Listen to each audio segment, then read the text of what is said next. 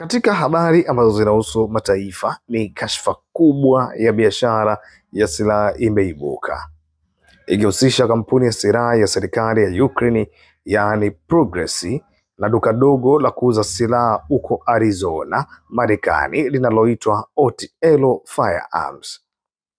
Ripoti zinaonyesha kuwa kiwanda cha silaha cha Ukraine kilifanya uamuzi wa kushangaza kwa mkataba wa silaha wenye thamani ya dola bilioni 1, ambapo euro milioni 17 zililipwa mapema.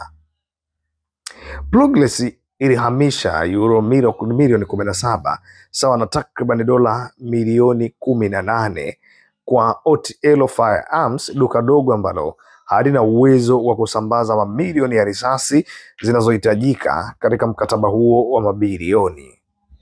Malipo hayo ya mapema yalitolewa kwa duka hilo la rejareja kwa ajili ya usambazaji wa risasi za kijeshi. Lakini licha malipo hayo makubwa, silaha hizo hazijawahi kuwasilishwa nchini Ukraine na kuacha kiasi hicho kikubwa cha fedha kikiwa kimepotea tu.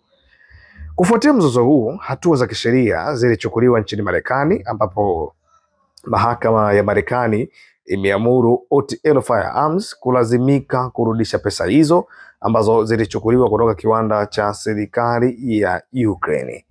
Kashfa hii imezua maswali makubwa na mazito kuhusu utaratibu wa utoaji zabuni, uwajibikaji na usimamizi wa fedha katika sekta ya silaha ya Ukraine, hasa wakati nchi hiyo inapambana na vita na inategemea sana ununuzi wa silaha za nje.